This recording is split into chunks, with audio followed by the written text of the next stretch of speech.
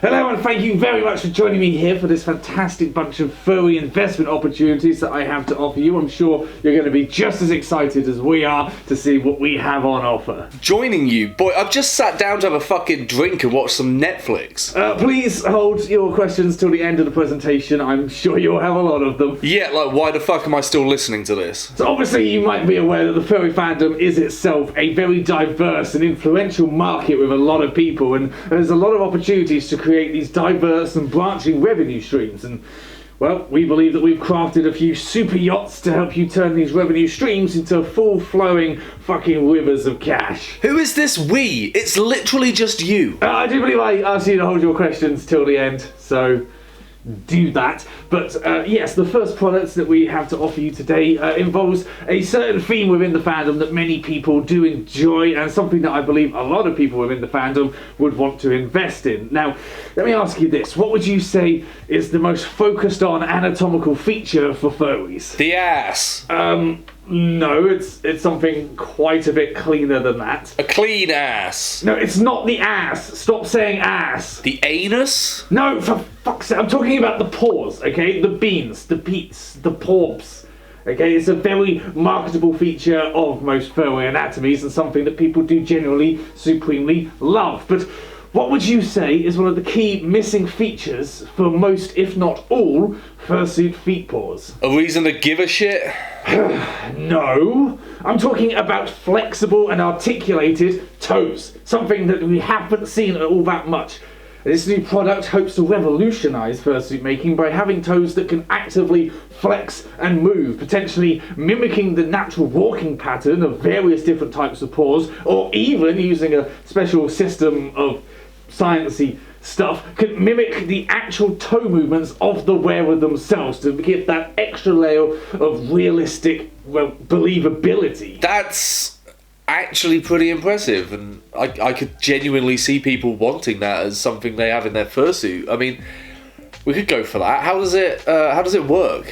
Excuse me? What? How does it work? What's the mechanism? How would they be built? What's the cost projections and production times? Oh, I have no idea. I'm just here to sell the concept. So you're just thinking up shit and selling it without actually figuring out whether it's even possible to make this shit, let alone whether it might actually be a viable business plan then. Okay, I can see you're not totally sold on this, but there's nothing to be sold on. No, not to worry, it's okay. I have plenty of other products on offer that I'm sure will definitely entice your investment glands, so we can move on. Oh yeah, I'm really fucking sure. Okay, no worries. If that doesn't tickle your fancy, actually, yeah, write that down. We could do something with like tickles. But if that doesn't tickle your fancy, maybe we can delve into the exciting and varied world of kinks. You see, the furry fandom has a great deal of kinks and fetishes involved within it that we can obviously capitalise on.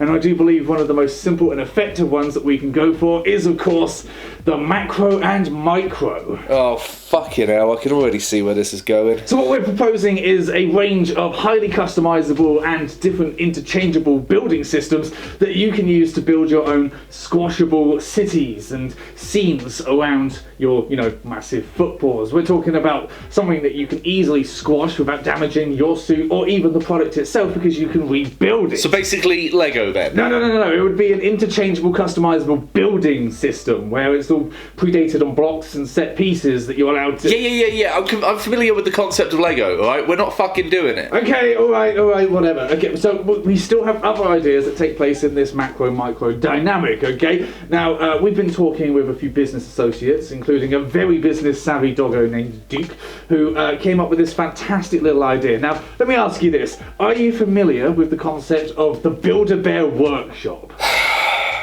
Yes. Well, that whole concept has been tried, tested and proven to really work, and I'm suggesting that perhaps we have a range of fursonas that you can swap out with different colours and patterns and outfits. You have different species that are anthropomorphized, that someone can go in there and build something that's truly customizable to themselves. That's dangerously close to copyright infringement, but where do the macros come in, I hear you ask? I wasn't, but... Well, I'll tell you. Have you ever wanted to have a customizable plushie of your fursona that, just so happens to moan and groan and call you daddy whenever you stomp on it? Sweet merciful fuck, no, Jesus, I genuinely have not. Really? Oh, okay. Our market research kind of said that, you would be the type, but okay. I look the type? That's a bit fucking rich coming from the walking, talking poor slut right there. I have absolutely no idea what you're talking about, but moving on, it's okay. We have at least one more exciting investment opportunity that I'm sure will definitely sell you on our whole business.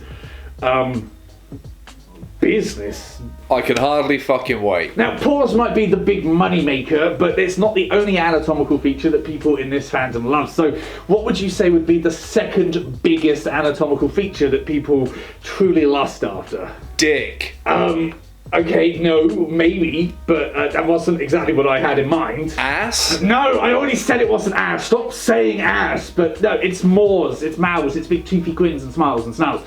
And this is a little area that we haven't had an awful lot of development in when it comes to fursuiting and things like that. And I'm sure there is an open gap in the market where someone could pop up with an amazing new idea and...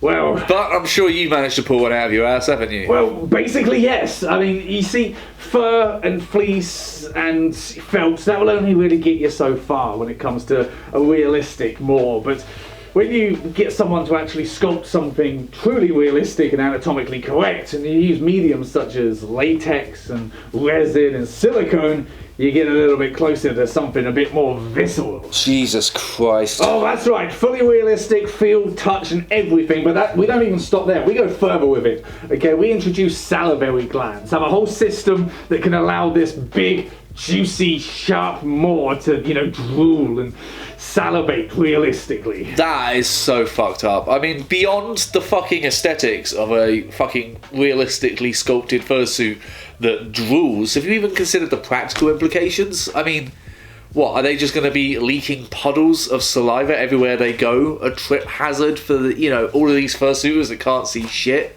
What about their fucking fur on the fursuit?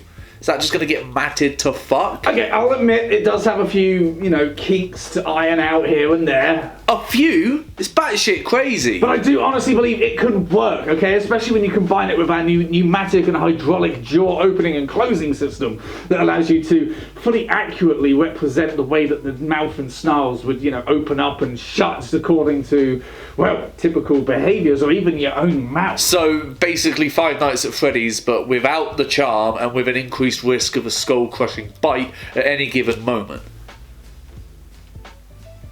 Yes? I'm out. You're on your own with these ideas. Oh, come on. That wasn't too bad, was it? At least stay and listen to the idea I had for surgically implantable snouts.